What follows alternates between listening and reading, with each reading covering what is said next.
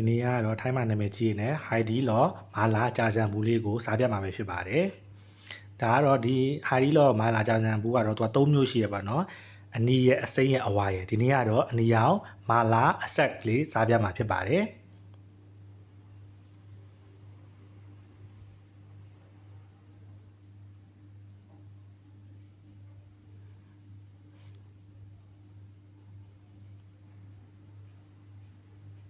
ဒီထဲမှာဆိုရင်တော့ကြာစံတုပ်လေးရယ်အနှစ်မာလာအနှစ်ထုတ်လေးရယ်အသီးရွက်ထုတ်လေးရယ်ပါပါတယ်။အင်းဆုံးကြာစံတုပ်လေးကိုဖောက်ပြီးတော့ထည့်ထားလိုက်ပါမယ်။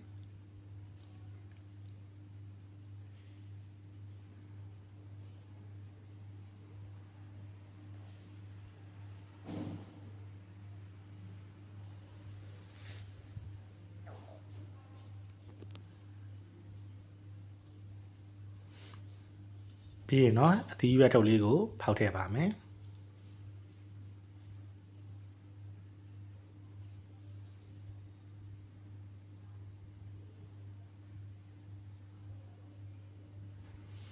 ပြီးရင်တော့မာလာအနှစ်ထုတ်လေးကိုဖောက်ထည့်လိုက်ပါမယ်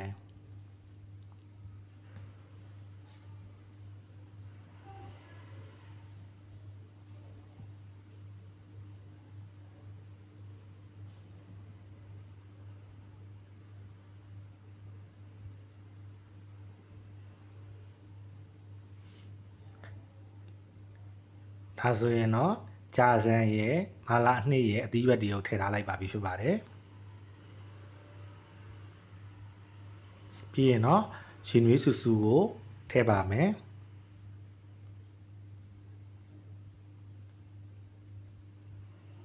ရင်နွေးထည့်တဲ့နေရာမှာပေါ့နော်နည်းနည်းလေးတော့ရင်နွေးကိုနည်းနည်းလေးပူထည့်ပေါ့နော်ဘာလို့ဆိုကြာစံကပွားလာမှာဆိုတော့ရင်နွေးလေးကိုနည်းနည်းလေးပူထည့်ပေးပါဒါလေးကတော့သူ့ထဲမှာပါလာတဲ့ခင်းလေးပေါ့နော်ကျွန်တော်ရင်နွေးထည့်ပြီးတော့နည်းနည်းလေးပုံစံကြအောင်နှံ့အောင်လို့နည်းနည်းလေးမှုပေးလိုက်ပါမယ်အခုဒါကတော့ကျွန်တော်ရင်နွေးနေပါပါเนาะတကယ်လို့စားမယ်ဆိုရင်နွေးများများလေးနည်းနည်းပူထည့်ပြီးတော့9မိနစ်လောက်အုပ်ထားပါမယ်ဟုတ်ကဲ့9မိနစ်ပြည့်ပြီဆိုရင်เนาะသူ့ရဲ့ပုံစံလေးဘယ်လိုရှိမလဲဆိုတာဖွင့်ကြည့်ပါမယ်အနံလေးကတော့မာလာနံလေးကိုမှုရင်းနေတာပဲကဲအဲ့ဆိုရင်တော့ကျွန်တော်အရွက်တွေနဲ့တမအောင်လို့မှုလိုက်ပါမယ်